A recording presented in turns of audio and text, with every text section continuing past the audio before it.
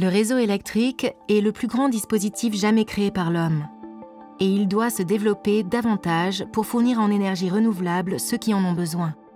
Mais comment peut-on construire un système énergétique basé sur les énergies renouvelables pour l'avenir et qui fonctionne pour chacun? Et surtout, où trouver la place pour cette machine gigantesque? La réponse à ces deux questions, grâce à la planification spatiale intelligente. Voici énergie et espace.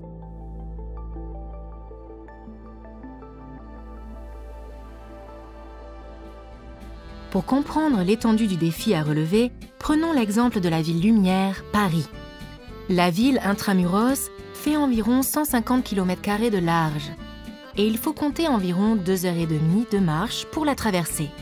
Prenons donc Paris comme référence afin de déterminer la taille potentielle de l'espace nécessaire à un système d'énergie décarboné. Pour commencer, examinons l'espace dont nous aurons besoin pour la production d'énergie solaire. On estime que pour atteindre les objectifs européens du climat, les installations photovoltaïques pourraient assurer jusqu'à 24% des besoins en électricité de l'Union européenne d'ici 2030.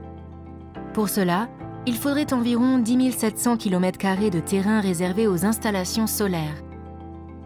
Cela représente environ 100 fois la taille de Paris. Il faudrait donc beaucoup de baguettes pour atteindre cette distance.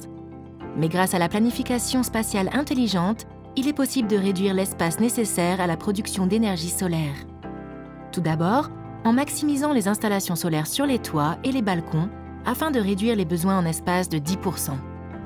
Par ailleurs, combiner les panneaux solaires avec des activités déjà existantes, comme l'agriculture, peut aussi réduire l'espace nécessaire et même fournir de l'ombre aux cultures et aux animaux dans un monde qui se réchauffe de plus en plus. L'énergie éolienne est un autre acteur majeur du système d'énergie décarboné.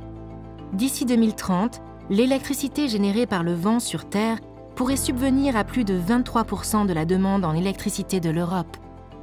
Cela nécessiterait environ 29 000 km² de terrain réservés aux éoliennes terrestres et représente environ 275 fois la taille de Paris.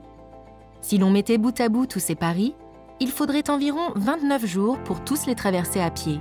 Ça mériterait bien un verre de champagne. Pour construire ces infrastructures d'énergie renouvelable de la manière la plus efficace possible, les urbanistes analysent les tendances actuelles d'utilisation de terrain afin d'identifier les emplacements les mieux adaptés. Ils s'intéressent aux espaces ouverts, terrains inutilisés et aux zones avec un impact environnemental faible pour minimiser les perturbations. Les urbanistes étudient aussi les caractéristiques géographiques de la région ainsi que les ressources disponibles, c'est-à-dire les endroits avec beaucoup de vent pour les éoliennes et très ensoleillés pour les parcs solaires. La mer, par exemple, est un lieu particulièrement venteux. Les parcs éoliens en mer pourraient couvrir plus de 14% des besoins de l'Union européenne en électricité d'ici 2030. Et on estime qu'il nécessiterait un espace total de 14 000 km². C'est plus de 135 fois la taille de Paris. Imaginez, si la Tour Eiffel était 135 fois plus grande, sa hauteur serait équivalente à la distance d'un marathon. Entre la pêche, le transport maritime et les espaces marins protégés, la mer est un lieu très animé. C'est une tâche difficile pour les urbanistes de rassembler tous ces différents intérêts autour d'une même table et d'imaginer des plans qui prennent en compte toutes ces activités. Par exemple, des solutions pourraient être trouvées en créant des chenaux de navigation à l'intérieur des parcs éoliens en mer, pour que la pêche puisse exister autour des éoliennes, mais aussi en encourageant des mesures permettant aux éoliennes en mer et aux câbles sous-marins de renforcer la biodiversité. La transition énergétique nécessite également le déploiement de nouvelles lignes électriques pour acheminer l'électricité de son lieu de production à son lieu de consommation. Jusqu'à 6 300 km² de terrain dédiés aux nouvelles lignes de transmission à haute tension seront nécessaires en Europe d'ici 2030, afin d'atteindre notre objectif de décarbonisation.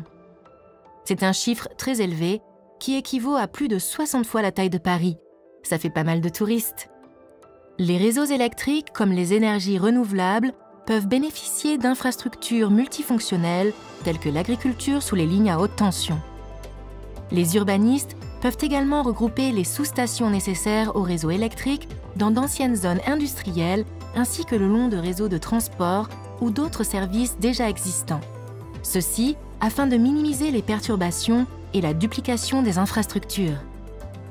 Trouver l'espace nécessaire aux énergies renouvelables et au réseau électrique est indispensable. Il faut agir vite, mais avec une planification spatiale intelligente et collaborative, cet objectif peut être atteint.